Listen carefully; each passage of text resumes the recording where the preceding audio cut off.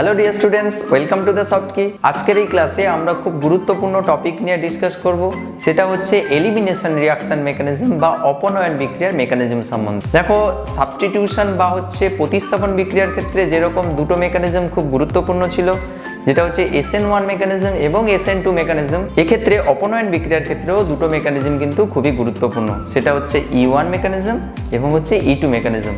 Total reaction portion জুড়ে এই substitution reaction এবং এই এলিমিনেশন রিয়াকশান, যেটা আমরা আজকে ডিসকাস করব, টোটাল তোমাদের অর্গানিক কেমিস্ট্রি রিয়াকশান জুড়ে এই সব জিনিসগুলো, এই মেকানিজমগুলোই ডিসকাস করা হয়েছে। সুতরাং আজকের এই লেকচারটা খুব মন দিয়ে দেখবে এবং খাতায় নোট ডাউন করতে থাকবে। কোনো সমস্যা থাকলে নিচে কমেন্ট বক্সে কমেন্ট করে জানাবে। দেখো, তোমার যদি এই এলিমিনেশন রিয়াকশন বা অপনয়ন বিক্রিয়ার সম্বন্ধে আইডিয়া না থাকে, তাহলে কিন্তু তুমি পরীক্ষায় কিন্তু ভুলভাল প্রোডাক্ট লিখে আসবে। সুতরাং মন দিয়ে জিনিসগুলো বুঝবে, এরকম নয় যে জাস্ট মুখস্থ করে নিচ্ছ, জাস্ট এরকম হয় ওইরকম হয় এরকম করে মনে রেখে দেবে, এরকম নয়। জিনিসগুলো লজিক্যালি বুঝবে, ভালো করে ধরে ধরে বোঝানো হয়েছে পুরো লেকচারটিতে। আশা করি তোমাদের কোনো অসুবিধা হবে না। সুতরাং মন দিয়ে লেকচারটি শেষ অবধি দেখতে থাকো। আর যদি ভালো লেগে থাকে তবে অবশ্যই একটা লাইক করে দেবে। আর তুমি যদি বেনিফিটেড হও এই লেকচারটি থেকে, তাহলে অবশ্যই তোমার বন্ধুদের সঙ্গে শেয়ার করে দেবে। আরেকটা গুরুত্বপূর্ণ কথা, এই লেকচারটি কিন্তু ইকুয়ালি ইম্পর্ট্যান্ট তোমাদের বিভিন্ন কম্পিটিটিভ এক্সামের জন্য। সুতরাং তোমরা যে নোটটা বানাবে সুন্দর করে ফ্রেশলি বানাবে, এটা তোমাদের পরে কম্পিটিটিভ এক্সামের জন্য যখন রিভাইজ করবে তখন কিন্তু খুব কাজে দেবে। So what you waiting for, let's start.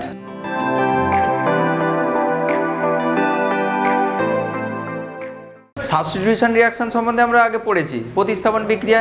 এবার একটা নতুন টাইপের বিক্রিয়া, সেটা হচ্ছে অপনয়ন বিক্রিয়া। দেখো, ক্লাস 11-এ মোটামুটি একটা হালকা আইডিয়া দেওয়া হয়, অর্গানিক কেমিস্ট্রিতে রয়েছে, ওখানে মেকানিজম পার্টে এলিমিনেশন মানে অপনয়ন বিক্রিয়া, প্রতিস্থাপন বিক্রিয়া। যে SN1 SN2 শিখলে না, এগুলো তো 11-এ অ্যাকচুয়ালি ছিল, ওগুলো সিলেবাস থেকে বাদ দিয়ে দেওয়ার জন্য সবাইকে পড়ানো হয়নি। তো এগুলো সম্বন্ধে ওখানে একটা ভালো আইডিয়া দেওয়া আছে। এখানে বেসিক্যালি আমরা একটা পার্টিকুলার টাইপের এই অপনয়ন বিক্রিয়ার আবার একটা পার্টিকুলার টাইপের মেকানিজম সম্বন্ধে শুধুমাত্র ডিসকাস করবো। আর যে যদি ডিটেলে আরও জানতে চাও, তাহলে ক্লাস 11-এ যখন লেকচার বানানো হবে তখন সেখান থেকে দেখে নিতে পারবে, ওগুলোতে ডিটেলে রয়েছে। তো অপনয়ন বিক্রিয়াটা কি? প্রতিস্থাপন বিক্রিয়াতে আমরা বলেছিলাম স্যার, একজন আসবে, নিউক্লিওফাইল আসবে, নিউক্লিওফিলিক প্রতিস্থাপন বিক্রিয়া, নিউক্লিওফাইল আসবে, দিয়ে একজনকে বের করে দেবে, লিভিং গ্রুপকে বের করে দেবে, লিভ করে দেবে, আর হচ্ছে নিউক্লিওফাইলটা এসে যুক্ত হয়ে যাবে সাবস্টিটিউটের সঙ্গে। এটা ছিল মানে একজন বেরোবে, একজন এসে যুক্ত হবে। এটা ছিল সাবস্টিটিউশন রিয়াকশন বা প্রতিস্থাপন বিক্রিয়া। অপনয়ন বিক্রিয়ার একটু অন্যরকম। এখানে হচ্ছে তোমার দুটো জিনিস এলিমিনেট হবে এখানে। অপনয়ন মানে হচ্ছে বেরিয়ে যাওয়া, এখানে প্রতিস্থাপনের গল্প নেই।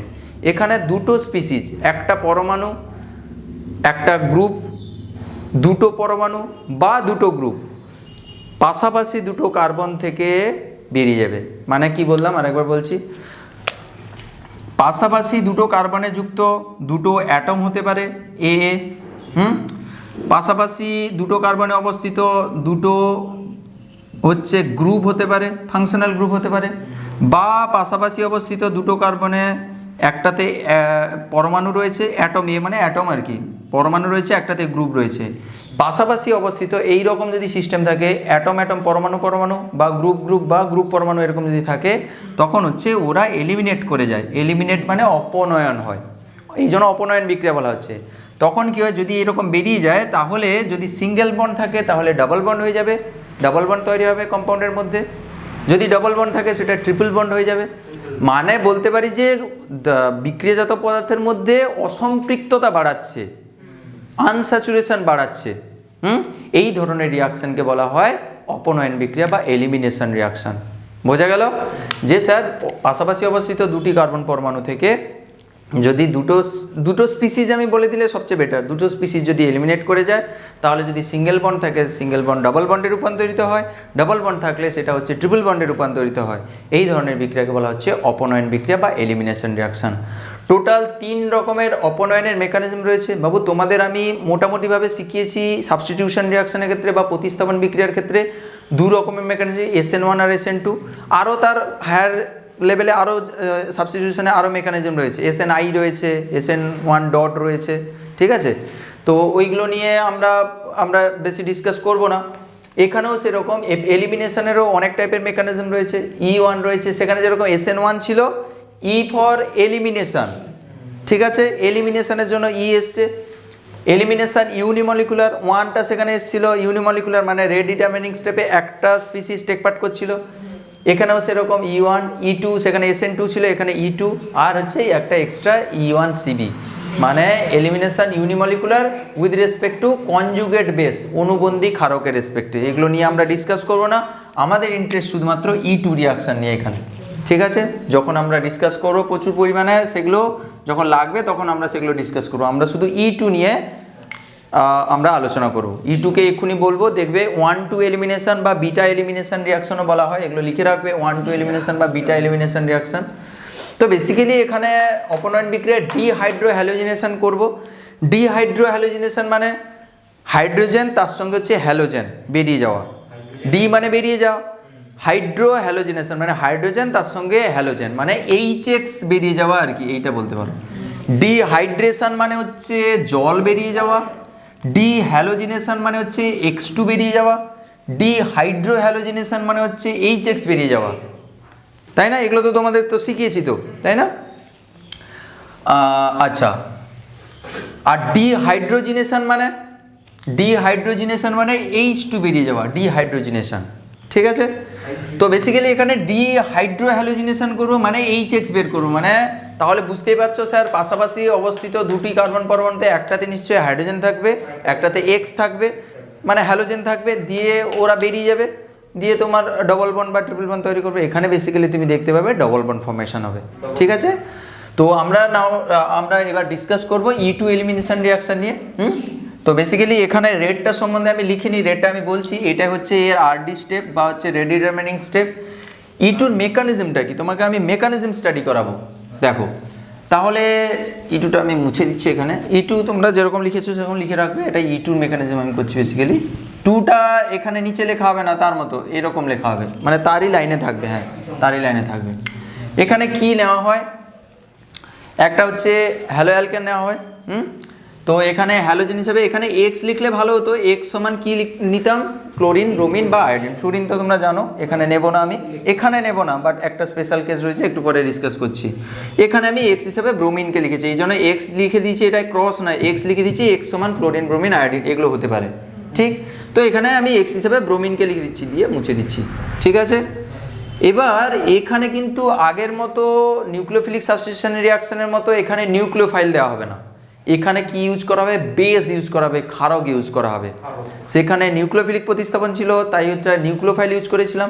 এখানে OH দেখো, ওইখানে OH নিউক্লিওফাইল হিসাবেও কাজ করছিল সাবস্টিটিউশন রিয়াকশানে, কিন্তু এখানে OH-টা ক্ষারক বা হচ্ছে বেস হিসাবে কাজ করবে, ক্ষার বা বেস হিসাবে কাজ করবে, হ্যাঁ? তো বেসিক্যালি বেসের কাজ কি আর নিউক্লিওফাইলের কাজ কি জানো?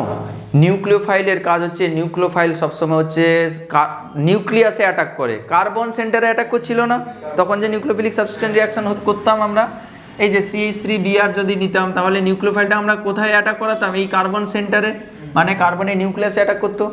বেস কখনো কিন্তু নিউক্লিয়াসে অ্যাটাক করে না, সে সবসময় প্রোটন ক্যাপচার করে, H+ খায়, বুঝতে পেরেছো? আমরা এটা মানে তোমার কি বলে, কোন অ্যাসিড বেস তত্ত্ব এটা? লুইস ব্রনস্টেড অ্যাসিড বেস তত্ত্বতে, ব্রনস্টেড অ্যাসিড বেস তত্ত্বতে বেস কাকে বলা হয়, যারা H+ গ্রহণ করে। তাহলে বাবু দেখো, নিউক্লিওফাইল কার্বন সেন্টারে অ্যাটাক করে, আর বেস সবসময়, বেস ধরো এখানে OH-, এখানেও OH- নিলাম, নিউক্লিওফাইল হিসাবে OH- নিলাম, এখানেও OH- নিলাম। যদি এই OH-টা H+কে খায়, তখন তাকে বলবো কি, এই OH-টাকে বলবো বেস। আর যখন এই OH- যখন কার্বন সেন্টারে অ্যাটাক করবে, এই OH- কি বলবো, নিউক্লিওফাইল বলবো, লিখে রাখবে নিউক্লিওফাইল। তাহলে যখন কার্বন সেন্টারকে অ্যাটাক করবে তখন নিউক্লিওফাইল, বা নিউক্লিয়াসকে অ্যাটাক করলে নিউক্লিওফাইল, যখন প্রোটনকে ক্যাপচার করবে, H+কে খাবে, একই জিনিস দেখো, একই জিনিস, বাট ডিফারেন্ট জিনিসের সঙ্গে রিয়াকশন করছে। যখন H+কে ধরবে তখন তাকে বেস বলবো, যখন সেন্টারে অ্যাটাক করবে তখন নিউক্লিওফাইল। বোঝা গেল? অসুবিধা নেই, ওকে। এখানে আমরা নিউক্লিওফাইল নেব না, এই এলিমিনেশন রিয়াকশনে আমরা বেস নিয়ে কাজ করব, তাই এখানে OH- এখানে বেস হিসাবে কাজ করছে। বেস ফার্স্ট স্টেপে কী করবে, আলফা কার্বন, বিটা কার্বন সম্বন্ধে তোমরা অলরেডি জানো। যেখানে হচ্ছে হ্যালোজেনটা যুক্ত রয়েছে যেই কার্বনে, সেইটা হচ্ছে আলফা কার্বন, এটা হচ্ছে আলফা কার্বন, আর আলফার পাশের কার্বনকে বিটা কার্বন বলা হয়। এখানে আমি কি বলেছি, পাশাপাশি দুটো কার্বন থেকে এলিমিনেশনটা হবে। যদি সাপোজ এটাকে আলফা ধরি, তাহলে বিটা পজিশনে যদি এখানে তোমার এক্স থাকে, তাহলে বিটা পজিশনে তোমার কি থাকবে, হাইড্রোজেন থাকবে, হাইড্রোজেন থাকবে।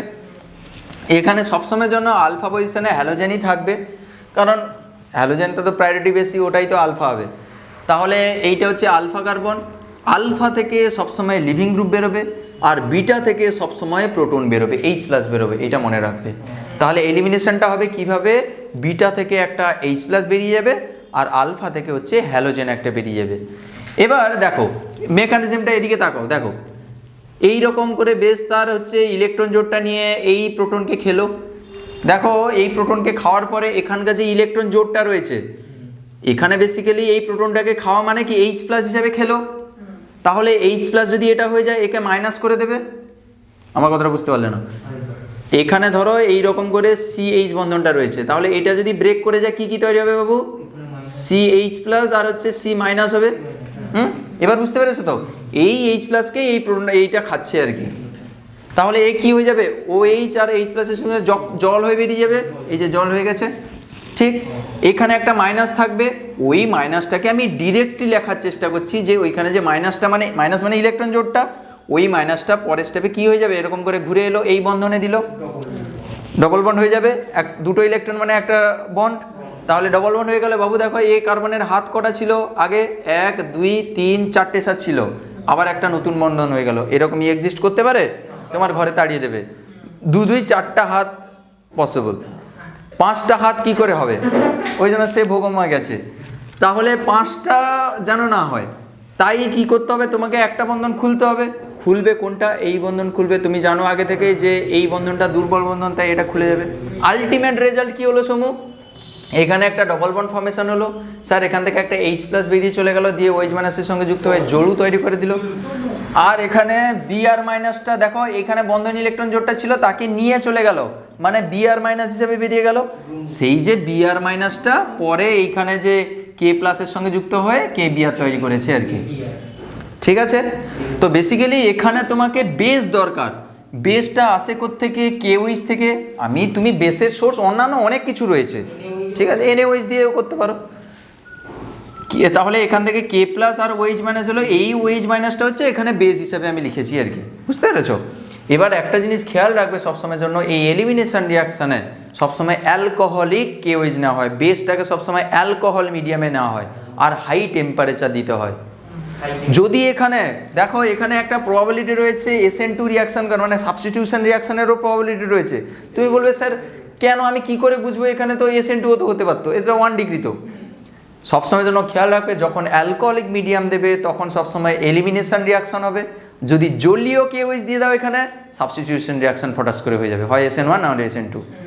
অ্যালকোহলিক যদি কেওইচ দাও সবসময় অপনয়ন বা এলিমিনেশন রিয়াকশান হবে, আর যখন জলীয় কেওইচ দেবে তখন কিন্তু সাবস্টিটিউশন রিয়াকশান হবে, মানে এই ওইচটা ডিরেক্টলি এই কার্বনে বেরিয়ে এইখানে হচ্ছে ওইচটা ঢুকে যাবে, দিয়ে বিআরকে বের করে দেবে, সাবস্টিটিউশনে যেরকম হয়। বুঝতে পেরেছো? খুব ইন্টারেস্টিং। আচ্ছা, আমরা এলিমিনেশনের মেকানিজমে ছিলাম, তাহলে এরকম এই জিনিসটা বুঝতে পেরেছো তো, কীভাবে একটা স্টেপে আমি লিখলাম। তোমার যদি অসুবিধা হয় তুমি এরকম করে প্রথমে ব্রেক করবে, এইচ প্লাস দেবে, এইচ প্লাস এর সঙ্গে যুক্ত হয়ে গেলে এখানে মাইনাস হলো, ওই মাইনাসটাকে এরকম করে ঘুরিয়ে দেবে, দিয়ে এটাকে বের করবে। অ্যাকচুয়ালি কিন্তু ওই রকম প্রসেস না, এটা একটা স্টেপেই হয়, SN2-র মতো আর কি, মারলো বের করে দিল, এখানেও সেরকম একই একটা স্টেপে রিয়াকশন হয়, তাই একটা স্টেপে দেখাতে হবে। SN2-তে কী হয়েছিল, কনসার্টেড প্রসেস। SN2-তে কী হয়েছিল, মাঝখানে একটা ট্রানজিশন স্টেট তৈরি হয়েছিল। E2-র ক্ষেত্রেও একটা ট্রানজিশন স্টেট তৈরি হয়। ট্রানজিশন স্টেট লেখার তোমাদের সিস্টেম বলে দিয়েছি আমি, কিভাবে লেখা হয়। যেগুলো হচ্ছে ভাঙছে গড়ছে সেগুলোকে ডট ডট দিয়ে লেখা হয়, আর যেগুলো কিছু হচ্ছে না সেগুলো যেরকম অ্যাজ ইট ইজ যেরকম আছে সলিড লাইন দিয়ে সেরকম লেখা হবে। তাহলে দেখো এখানে এইসব বন্ধনগুলো ইনট্যাক্ট রয়েছে, এদের কোনো কিছু পরিবর্তন হয়নি। এইটা এইটা এইটা এইটা এইটা এগুলোর কোনো পরিবর্তন হয়নি, শুধু ভাঙছে গড়ছে কোনটা, এই বন্ধন আর এখানে একটা নতুন বন্ধন তৈরি হয়েছে। তাহলে ওদেরকে ডট ডট দিয়ে দেখাবো, এই জন্য দেখো এই যে এটা ডট ডট দিয়েছি, এটা ডট ডট দিয়ে দেখিয়েছি, ডবল বন্ধন হতে আসছে, এটা বেরিয়ে যাচ্ছে, আর এইটা খেতে আসছে, একে এইচ প্লাসকে খেতে আসছে, তো এই নেগেটিভ চার্জ নিয়ে খেতে আসছে, তাই এখানে del OH minus OH delta minus লিখেছি এখানে। আর এ বেরিয়ে যাচ্ছে কী হিসাবে বেরিয়ে যাচ্ছে, মাইনাস হিসাবে, বিআর মাইনাস হিসাবে বেরিয়ে যাচ্ছে, তাই ডেল মাইনাস লিখেছি এর উপরে, বিআর উপরে। ট্রানজিশন স্টেট কীভাবে লিখলাম বুঝতে পেরেছো তো? আর SN2-র মতো তো। তাই এই ড্যাগার দিয়েছি মানে এটা ট্রানজিশন স্টেট হয়ে গেল। এবার তোমার প্রোডাক্ট কী হবে বুঝতে পেরে গেছো যে স্যার এখানে ডবল বন্ড হবে, এইচ তো খেয়ে নিয়েছে একে, তাহলে CH2 ডবল বন্ড CH2 হয়ে যাবে, প্রোডাক্ট হয়ে গেছে। এইটা হচ্ছে elimination reaction, E2 elimination reaction. E1 এর প্রসেস আলাদা, E1CB তার যে যার আলাদা আলাদা মেকানিজম রয়েছে, আমরা এত কিছু নিয়ে ভাববো না, ঠিক আছে। তো এইটা হচ্ছে, আচ্ছা এখানে বলে দিই রেট সমান এখানে কি হবে বলো, এটা SN2-র মতো, তাহলে K ইন্টু এই সাবস্ট্রেটের গাঢ়ত্ব আর নিউক্লিওফাইলের গাঢ়ত্ব, কারণ এটাই তো RD স্টেপ, এই স্টেপটা হচ্ছে RD স্টেপ, একটাই RD স্টেপ, ঠিক আছে। তাহলে এখানে কার উপর নির্ভর করবে, এখানে লিখে রাখবে, এখানে সাবস্ট্রেট আর এখানে হচ্ছে বেস লিখবে, নিউক্লিওফাইল নয়, এটা হচ্ছে সাবস্ট্রেট আর হচ্ছে বেসের হচ্ছে গাঢ়ত্বের উপর নির্ভর করে। তাহলে দেখো রেট ডিটারমিনিং স্টেপে যতগুলো স্পিসিস টেক পার্ট করে সেটাই তো তার মলিকুলারিটি, তাহলে এখানে দুটো স্পিসিস টেক পার্ট করছে, তাই এ বাইমলিকুলার রিয়াকশান, এই জন্য একে বলা হয় এলিমিনেশন ই, আর 2 মানে হচ্ছে বাইমলিকুলার, এলিমিনেশন বাইমলিকুলার। SN2-তেও যেটা বলেছিলাম সাবস্টিটিউশন বাইমলিকুলার, ঠিক। তো এই হলো তার মেকানিজম। এবার দেখো একটা খুব ইন্টারেস্টিং জিনিস দেখো এখানে বাবু, দেখো আমি এটা তো খুলে লিখেছি CH3 CH2 Br-কে খুলে লিখেছি, এটা দেখো সবুজ, যদি এখানে প্রান্তীয় অবস্থানে বিআরটা ছিল বলে স্যার বিটাটা তার সাইডের প্রোটন একটাই মাত্র বিটা প্রোটন থাকবে, আর কোনো অপশান নাই। কিন্তু যদি এমন কোনো সাবস্ট্রেট থাকে যেখানে একাধিক বিটা প্রোটনের অপশান থাকে, তখন সেক্ষেত্রে দুটো প্রোডাক্ট পাওয়ার প্রবাবিলিটি রয়েছে। ফর এক্সাম্পল এইটা দেখো, এখানে দেখো এটা আলফা কার্বন, এটা বিটা কার্বন, এটা বিটা কার্বন, তাহলে আমরা কি জানি আলফা থেকে হ্যালোজেন বেরোয়, বিটা থেকে প্রোটন বেরোয়, তাহলে এখানে দুটো প্রোটন রয়েছে, এখানে একটা বিটা প্রোটন এইটা, আর এখানেও একটা বিটা প্রোটন। দেখো দুটোর থেকে যদি এলিমিনেশন করো দুটো ডিফারেন্ট প্রোডাক্ট পাবে। দেখো এই প্রোটন থেকে যদি এলিমিনেশন করো, এইভাবে যদি এলিমিনেশন করো, এইটা এই দিক থেকে দেখাচ্ছি, ব্ল্যাকটা কোনটা করেছি, ব্ল্যাকের প্রোডাক্ট এটা, আচ্ছা ব্ল্যাক দিয়ে যদি করো এইখান থেকে যদি প্রোটন খায় তাহলে এইরকম করে এইরকম প্রোডাক্টটা হবে, মানে কোন প্রোডাক্টটা হবে, এইখানে ডবল বন্ড হবে স্যার, আর এখান থেকে এইচ বেরোবে আর এখান থেকে বিআর বেরোবে, তাহলে এই প্রোডাক্টটা পাবে না। দেখো এই যে দেখো এরকম করে নিল, এখানে ডবল বন্ড করে দিল, এর মতো মেকানিজমটা একই রকম, তাহলে এখানে ডবল বন্ড হতে পারে, মানে প্রান্তীয় অবস্থানে ডবল বন্ড হতে পারে। স্যার আরেকটাও তো অপশান রয়েছে, কারণ এখানেও তো একটা বিটা হাইড্রোজেন রয়েছে, আপনি বলেছিলেন যে বিটা থেকে হাইড্রোজেন যাবে, আলফা থেকে হ্যালোজেন যাবে, তাহলে এখানে দুটো বিটা হাইড্রোজেনের অপশান রয়েছে। তো তাহলে এই ওয়েজটা একেও অ্যাটাক করে এরকম করেও এলিমিনেশন হতে পারে, মানে তখন এইখানে ডবল বন্ড হবে, আগের ক্ষেত্রে এইখানে ডবল বন্ড হয়েছিল, এর ক্ষেত্রে কোথায় হবে, মাঝখানে ডবল বন্ড হবে, এই যে ডবল বন্ড কোথায় দেখো, এর ক্ষেত্রে ডবল বন্ড কোথায় দেখো, বুঝতে পেরেছো। এবার প্রশ্ন হচ্ছে মেজর প্রোডাক্ট কোনটা হবে, মাইনর প্রোডাক্ট কোনটা হবে, এইটা হচ্ছে কোশ্চেন। আমার সমস্যাটা কোথায় বুঝতে পারছো তো, এখানে কোনো অপশান ছিল না, এই জন্য বলেছিলাম যে প্রান্তীয় পজিশনে যদি একটা হ্যালোজেন থাকে তাহলে তো তার তো একটাই বিটা হাইড্রোজেন হবে। এই যে দেখো এখানে প্রান্তীয় অবস্থানে প্রান্তীয় কার্বনে হ্যালোজেনটা যুক্ত ছিল, তার আগেই তো একটাই মাত্র তো বিটা হাইড্রোজেন থাকবে, তার তো আর কোনো অপশান নাই। কিন্তু মাঝখানের দিকে যদি কখনো এরকম হ্যালোজেন থাকে তাহলে তার দুপাশে দুটো বিটা হাইড্রোজেন থাকার প্রবাবিলিটি রয়েছে, দুটো ধরনের প্রোডাক্ট পাওয়ার প্রবাবিলিটি রয়েছে। কোনটা মেজর প্রোডাক্ট হবে কোনটা মাইনর প্রোডাক্ট হবে এটা ডিসাইড করবে কে, সায়েন্টিস্ট সেটজেভ হচ্ছে এর হচ্ছে একটা রুল বের করেছিলেন, সেটজেভ নিয়ম বলা হয় বা সেটজেভ অপনয়ন বলা হয়। সেটজেভ অপনয়নে কি বলা হচ্ছে যে যদি এইরকম কোনো লিভিং গ্রুপ যদি থাকে, লিভিং গ্রুপ দেখো এখানে ডিপেন্ড করবে কোনটা মেজর মাইনর হবে, লিভিং গ্রুপের ওপরে পুরোপুরি ডিপেন্ড করছে, ঠিক আছে। লিভিং গ্রুপের ওপরে ডিপেন্ড করবে কোন নিয়ম অনুযায়ী রিয়াকশানটা প্রসিড করবে। দুটো নিয়ম এখানে লিখেছে, একটা হফম্যান নিয়ম আর একটা হচ্ছে সেটজেভ নিয়ম, ঠিক আছে। সেটজেভ কখন হবে, হফম্যান কখন হবে, দেখো যদি এই যে হ্যালাইটটা বেরিয়ে যাচ্ছে যেটা লিভিং গ্রুপটা, লিভিং গ্রুপ হিসাবে যদি মানে এক্স হিসাবে যদি ক্লোরিন ব্রোমিন আয়োডিন এগুলো যদি থাকে তখন সবসময়ের জন্য তুমি সেটজেভ অপনয়ন চালাবে। যদি কখনো এই লিভিং গ্রুপ হিসাবে যদি এই যে এক্স হিসাবে যদি SR2+, NH3+, F- যারা হচ্ছে খুব ব্যাড লিভিং গ্রুপ, দেখো ফ্লুরিন থাকলে তো তোমরা তো আগে শিখেছো ফ্লুরিন একটা খুব বাজে লিভিং গ্রুপ, তাই না। আয়োডিন থাকলে সবচেয়ে ভালো লিভিং গ্রুপ, কারণ এই বন্ধন স্ট্রেন্থটা আয়োডিন থাকলে সবচেয়ে উইক হয়, তাই না, আমরা পড়েছি তো এটা। তাই ফ্লুরিন একটা বাজে লিভিং গ্রুপ, তাই এই সব ব্যাড লিভিং গ্রুপ থাকলে এই সব জিনিসগুলো থাকলে তখন হফম্যান রুল চালাবো, হফম্যান রুল অনুযায়ী প্রোডাক্ট পাবো। আর যদি এই রকম টাইপের গুড লিভিং গ্রুপ থাকে তখন কিন্তু আমরা সেটজেভ রুল চালাবো। এবার তোমাকে বলবো সেটজেভ রুলটা কি, কি প্রোডাক্ট পাওয়া যাবে, হফম্যান রুলটা কি প্রোডাক্ট পাওয়া যাবে, বুঝতে পারছো? চিনতে পারবে তো এবার থেকে যে কখন সেটজেভ হবে কখন হফম্যান হবে। ঠিক, সেটজেভ রুল বলছে যে যে অ্যালকিনটা মেজর প্রোডাক্ট হবে সেই অ্যালকিনটা হচ্ছে বেশি প্রতিস্থাপিত অ্যালকিন। তাহলে এক কথায় যদি বলি, বেশি প্রতিস্থাপিত অ্যালকিনটি হচ্ছে মেজর বা হচ্ছে মুখ্য পদার্থ হিসেবে পাবো। দেখো এখানে বেশি প্রতিস্থাপিত অ্যালকিন মানে কি, মানে দ্বিবন্ধনে আবদ্ধ যে কার্বনগুলো থাকবে তার সঙ্গে বেশি বেশি অ্যালকিল গ্রুপ যুক্ত থাকবে। এই যে অ্যালকিল গ্রুপগুলো হচ্ছে, এগুলো হচ্ছে অ্যালকিল গ্রুপ। দ্বিবন্ধনের সঙ্গে যুক্ত কার্বনগুলির সঙ্গে বেশি বেশি যদি অ্যালকিল গ্রুপ থাকে তাহলে বলবো সেটা বেশি প্রতিস্থাপিত অ্যালকিন যৌগ। হ্যাঁ, বলছে সেটজেভের বলছে যে ওর ক্ষেত্রে সবসময়ের জন্য বেশি প্রতিস্থাপিত অ্যালকিনটা মেজর প্রোডাক্ট হবে। তাহলে এবার তুমি এখানে টেস্ট করো, এই প্রোডাক্টটা পেয়েছি আর এই প্রোডাক্ট পেয়েছি। বাবু দেখো কার্বন কার্বন দ্বিবন্ধন কোনটা, এইটা, এর সঙ্গে এই অ্যালকিল গ্রুপ যুক্ত রয়েছে, এই অ্যালকিল গ্রুপ, এর সঙ্গে এই ডবল বন্ডের সঙ্গে কোন অ্যালকিল গ্রুপটা, শুধুমাত্র এই অ্যালকিল গ্রুপটা। তাহলে কোথায় বেশি অ্যালকিল গ্রুপ পাচ্ছ, দ্বিবন্ধনের সঙ্গে এইটা, তাহলে এইটাই হবে, এই জন্য 80%, এইটাই হবে মেজর প্রোডাক্ট। এটা হবে দেখো 19%, এটা হবে মাইনর প্রোডাক্ট। বুঝতে পেরেছো?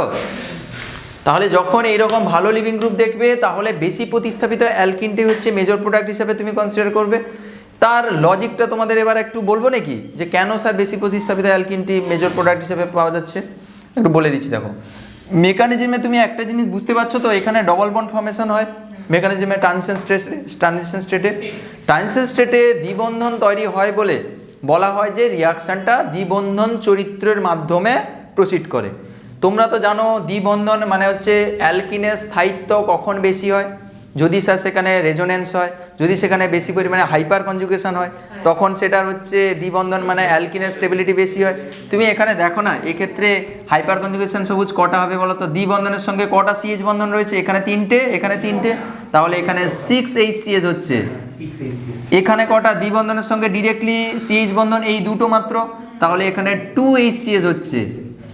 দেখো না এখানে বেশি HCS মানে বেশি হাইপার কনজুগেটিভ স্ট্রাকচার হচ্ছে বলে এইটা মেজর প্রোডাক্ট হিসেবে দেখা দিচ্ছে।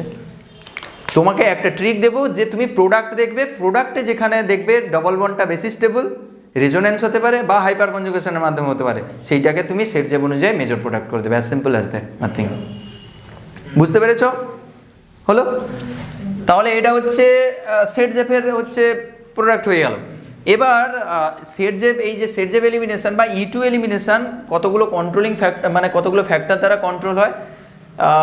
মেন একটা ফ্যাক্টর হচ্ছে যে প্রোডাক্টের স্টেবিলিটি, যেখানে প্রোডাক্টের স্টেবিলিটি বেশি হবে সেখানে হচ্ছে রিয়াকশান রেটটা ফাস্টার হবে। একটা উদাহরণ দিয়েছি, এই যে এখানে কোশ্চেনটা হচ্ছে যে E2 রিয়াকশানের রেট সাজাও, এই সব সাবস্ট্রেটগুলো দিয়েছি, এদের ক্ষেত্রে বলছে যে E2 রিয়াকশানের রেট সাজাতে বলছে, কোন ক্ষেত্রে ফাস্টার হবে কোন ক্ষেত্রে স্লোয়ার হবে।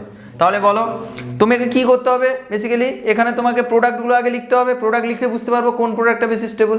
তাহলে তুমি জানো প্রোডাক্ট লেখা শিখে গেছো যে স্যার আলফা এটা হচ্ছে বিটা, তাহলে বিটা থেকে হাইড্রোজেন, আলফা থেকে হচ্ছে হ্যালোজেন নেব। তাহলে এখান থেকে একটা হাইড্রোজেন খুলে নাও আর এখান থেকে হ্যালোজেন নিয়ে নাও, তাহলে এরকম করে বক্স করে বের করে দাও, তাহলে কি তৈরি হবে, এখান থেকে CH2 তৈরি হবে। মেকানিজমে একই, সিমিলার।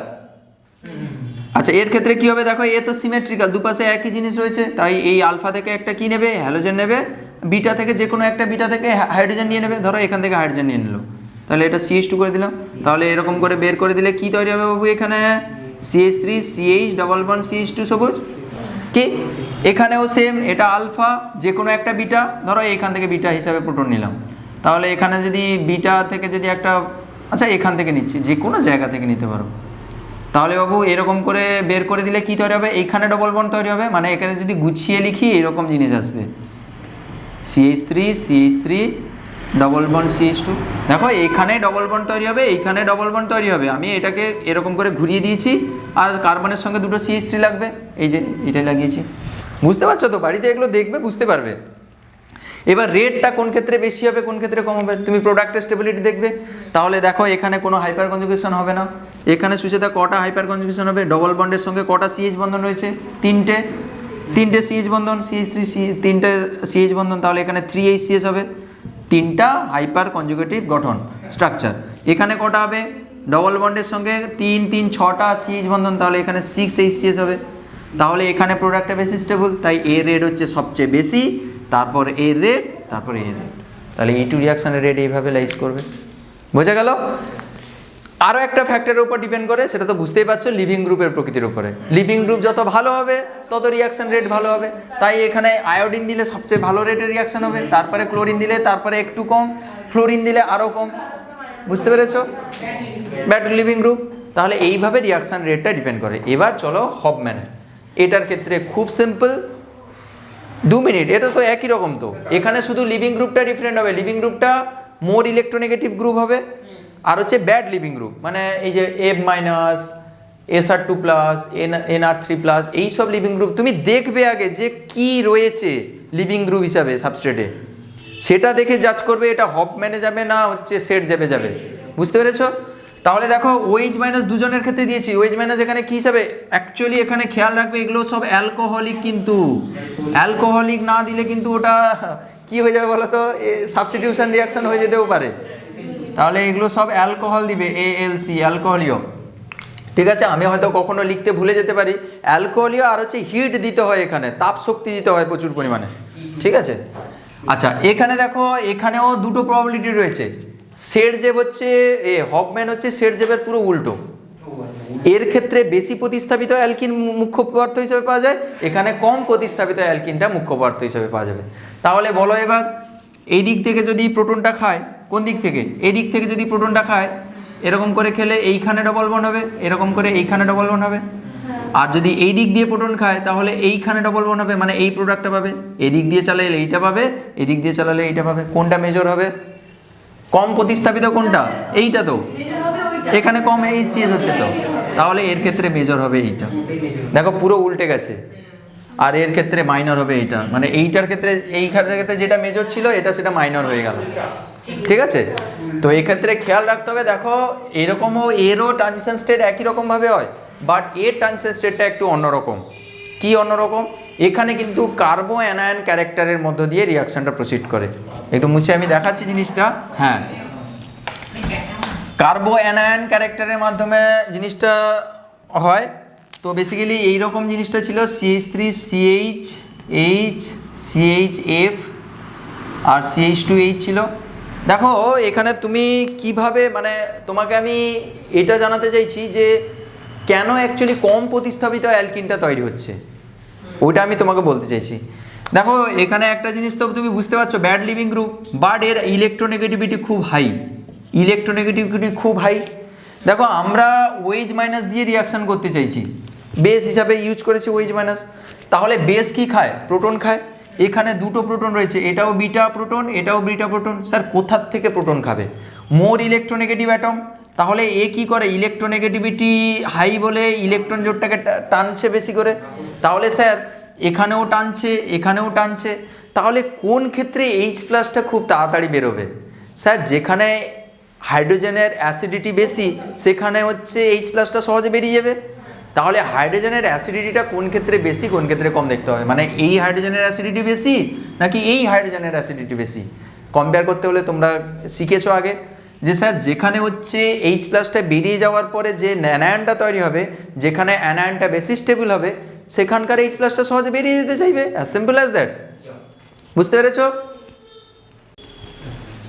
তাহলে H+ বেরিয়ে গিয়ে যেখানে অ্যানায়নটা বেশি স্টেবিলিটি পাবে সেখানে H+টা বেরিয়ে যেতে চাইবে। তুমি একটা জিনিস দেখো না, এখানে ফ্লুরিন রয়েছে, এখানে হচ্ছে তোমার হাইড্রোজেনটা রয়েছে, CH2 সঙ্গে হাইড্রোজেন, এখানে CH এর সঙ্গে হাইড্রোজেন। দেখো এখানে কোন প্রোটনটা বেশি আম্লিক, মানে H+ হিসেবে কে বেশি বেরিয়ে যেতে চাইবে তাড়াতাড়ি? এখানে ফ্লুরিনের কাছাকাছি এই কার্বনটা রয়েছে, এও কাছাকাছি কার্বন রয়েছে, কিন্তু এই কার্বনের সঙ্গে দেখো একটা +I এফেক্টযুক্ত গ্রুপ রয়েছে। +I কি করবে? ইলেকট্রন পুশ করছে, মানে ইলেকট্রন ডেনসিটি এখানে আসছে, মানে এই CH বন্ধনেরও ইলেকট্রন ঘনত্ব বাড়িয়ে দিচ্ছে, মানে বন্ধন মোটা হয়ে যাচ্ছে, মানে সহজে এই CH বন্ধনটা ভাঙতে চাইছে না। কিন্তু এর তো সেরকম কোনো পাশে কোনো CH3 গ্রুপ কোনো কিছু নেই, +I কোনো গ্রুপ নেই। তাহলে এখানে ইলেকট্রন ঘনত্ব এর তুলনায়, এই বন্ধনের তুলনায় এই বন্ধনে ইলেকট্রন ঘনত্ব অপেক্ষাকৃত কম, তাহলে এই বন্ধনটা সহজে ব্রেক করবে। মানে বলতে পারি এই হাইড্রোজেনটা হচ্ছে মোর অ্যাসিটিক হাইড্রোজেন। এই জন্য হচ্ছে মোর অ্যাসিটিক হাইড্রোজেন হয়ে গেলে এখানে হচ্ছে H+টা বেরোনোর পরে এখানে মাইনাসটা খুব সহজে তৈরি হবে এবং মাইনাসটা বেশি স্টেবল হবে। কি বুঝতে পেরেছো? এই জন্য তো এখানকার যদি নেগেটিভ চার্জটা যদি বেশি স্টেবল হয়, আমি বলেছিলাম এখানে হচ্ছে নেগেটিভ চার্জ ফরমেশনের মাধ্যমে রিয়াকশনটা প্রসিড করে, কার্বঅ্যানায়ন লাইক ক্যারেক্টারের মাধ্যমে রিয়াকশনটা প্রসিড করে। তাই এখানে যদি নেগেটিভ চার্জটা বেশি স্টেবল হয়, নেগেটিভ চার্জ কেন স্টেবল বুঝতে পেরেছো তো? দেখো এখানে নেগেটিভ চার্জ করলাম, এখানেও ধরো নেগেটিভ চার্জ করলাম, দেখো এখানে নেগেটিভ চার্জ আবার প্লাস আই এফেক্ট দিয়ে নেগেটিভ মানে ইলেকট্রন দিচ্ছে, অলরেডি মাইনাস ছিল আরও তুমি ইলেকট্রন দিচ্ছ, মানে তো আনস্টেবল তো আছে, আরও দিলে তো ইলেকট্রন বিকর্ষণ বল বেড়ে যাবে, তাই না? তো তোমাদের তো বলেছি টাকা পয়সা আছে, আরও টাকা পয়সা দিলে সে ভদকা খাবে। তো তোমাদের কার্বোঅ্যানায়নের ইয়েগুলো তোমাদের পড়িয়েছিলাম তো তখন, কার্বোঅ্যানায়নের স্টেবিলিটি, কার্বোক্যাটায়নের স্টেবিলিটি কীভাবে জাজ করা হয়। তাহলে এখানে কার্বোঅ্যানায়নের স্টেবিলিটি কোন ক্ষেত্রে বেশি? এর ক্ষেত্রে বেশি। তাই এইটা হচ্ছে এই পাশটার যে নেগেটিভ চার্জটা মেজর প্রোডাক্ট দেবে, এরপরে স্টেপে কী করবে, এখান থেকে এরকম করলে বের করে দিলে, তাহলে এখানকার যে ডবল বন্ডটা হবে সেইটা মেজর প্রোডাক্ট দেবে। এই যে বুঝতে পেরেছো? মানে তুমি একটা জিনিস মনে রাখবে, বিটা হাইড্রোজেন দুপাশে দুটো থাকবে, যে পাশে দেখবে ওই বিটা হাইড্রোজেন যে কার্বনের সঙ্গে যুক্ত রয়েছে ওই কার্বনের সঙ্গে কম অ্যালকিল গ্রুপ যুক্ত রয়েছে, ওইটা থেকে তুমি প্রোটনটাকে বের করবে, অ্যাজ সিম্পল অ্যাজ দ্যাট। এইটাই হচ্ছে আসল কথা, কারণ ওটাই মোর অ্যাসিডিক প্রোটন হবে, ওইটাই এলিমিনেট করলে মেজর প্রোডাক্ট দেবে। Very simple, as simple as that. বুঝতে পেরেছো? ঠিক আছে না? আর ওইটাই তো অ্যাকচুয়ালি তাড়াতাড়ি বেরোবে, তার কারণ কি? আচ্ছা এখানে একটা জিনিস বুঝতে পারছো, লিভিং গ্রুপ হিসাবে এই ফ্লোরিন টোরিন কেন ইউজ করা হয়েছিল এবার বুঝতে পারছো? ইলেকট্রোনেগেটিভিটি বাড়লে তো তবে গিয়ে তো প্রোটনটা সহজে ক্যাপচার করবে, এইচ প্লাসটা সহজে তো ক্যাপচার করবে, দিলে তো তোমার এলিমিনেশনটা ভালো হবে।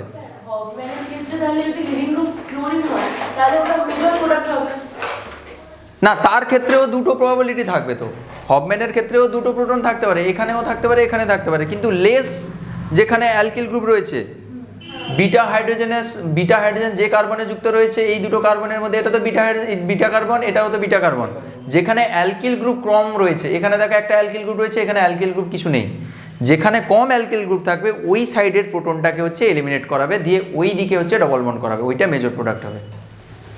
এবার বুঝতে পেরেছো? ঠিক আছে না? কার্বন ক্যারেক্টারের জন্যই হচ্ছে এই কেসটা। আচ্ছা বলো, দাঁড়াও আরেকটু। তাহলে এই জন্য লেখা হয়েছে কম প্রতিস্থাপিত অ্যালকিনটি এখানে মেজর প্রোডাক্ট হিসেবে পাওয়া যাবে বা মুখ্য বিক্রিয়াজাত পদার্থ হিসেবে পাওয়া যাবে। ঠিক। আর একটা জিনিস খুব ইন্টারেস্টিং, বইতে নেই, এটা খুব ইম্পর্টেন্ট একটা জিনিস বলছি শোনো। দেখো আমি এগুলো সব তুড়ি মেরে উড়িয়ে দিচ্ছি, দেখো বাবু এই সব ক্ষেত্রে ধরো এইখানে এই কেসটা দেখো, হয়ে গেছে আর কিছু নেই, শেষ। এখানে ব্রোমিন রয়েছে,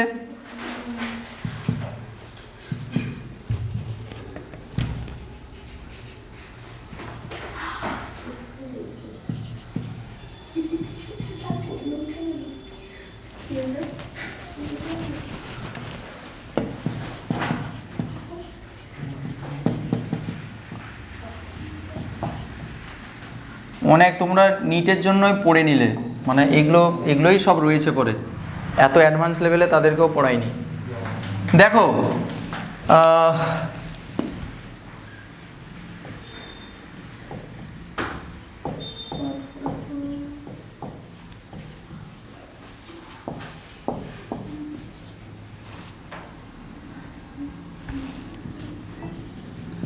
একটা জিনিস খেয়াল করবে, সেরজেভ হফম্যানের কেসটা বলছি, এই রকম যদি তোমাকে কেস কখনো দিয়ে দেয়, ভীষণ গুরুত্বপূর্ণ।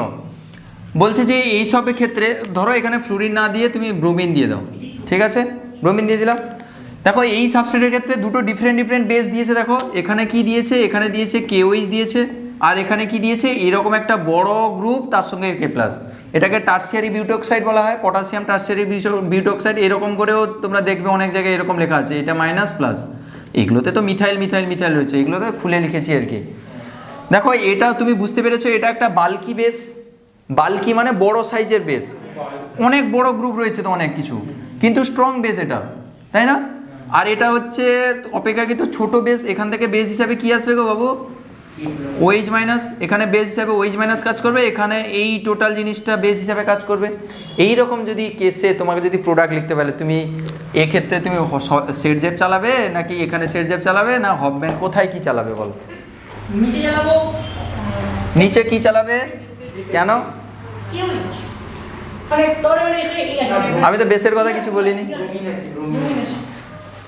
ব্রোমিন এখানে টারশিয়ারি বিউটি অক্সাইড যে রয়েছে সেই ফ্যাক্টর তো আমি কখনো বলিনি।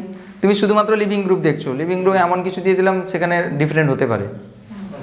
তাহলে ব্রোমিন, এখানে ব্রোমিন শুধু দেখছো, ব্রোমিন এইরকম সবসময় শুধু দেখবে না, তুমি বেসটাকেও খেয়াল করবে। দেখো এখানে বুড়া সাইজের বেস রয়েছে, বড় সাইজের বাল্কি বেস রয়েছে এবং স্ট্রং বেস। সবসময় খেয়াল রাখবে। দেখো এই জায়গায় দেখো ক্রাউডিংটা কোথায় বেশি, এখানে ঝামেলা বেশি নাকি এখানে ঝামেলা বেশি? এই যে হাইড্রোজেনটা রয়েছে দেখো এখানে অনেকটা ক্রাউডিং রয়েছে, কারণ এপাশে মিথাইল রয়েছে, এখানে টোটাল এত বড় গ্রুপ রয়েছে, এখানে ক্রাউডিং অনেকটা কম, এর পাশে তো কিছু অ্যালকিল গ্রুপ নেই। তাহলে বড় সাইজের বেস কোথায় সে প্রেফারেন্সিয়ালি H+ খেতে চাইবে? যেখানে হালকা জায়গা, যেখানে হচ্ছে মানে ভিড়ভাড়টা কম। তাহলে এইখানকার যে মাইনাসটা কোথায় প্রোটন নিতে চাইবে? এখানকার প্রোটন নিতে চাইবে। আর যে ছোট সাইজের সে বলছে আমি ঠিক আছে, সে মাঝ রাস্তায় গিয়েও আমি রিয়াকশন করে দিতে পারি, মানে সে ভিড়ের ভেতরেও গিয়েও ঢুকে যেতে পারে।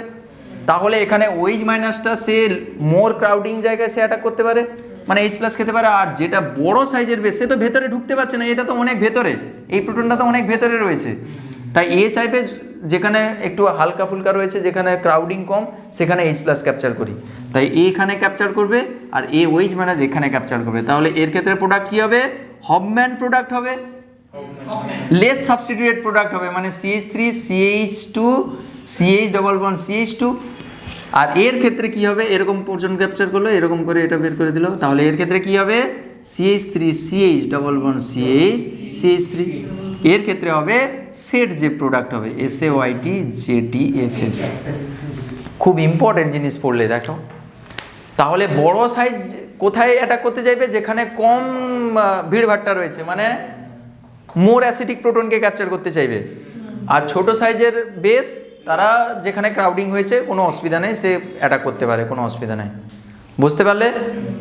এই হচ্ছে মোটামুটি কন্ট্রোলিং ফ্যাক্টর, যা শিখিয়ে দিলাম তোমাদের অনার্সেও লাগবে, আর হচ্ছে নিট ফিট যা দেবে এই সব কনসেপ্টের উপরে হয়ে যাবে। ঠিক আছে, thank you so much, thank you, tata.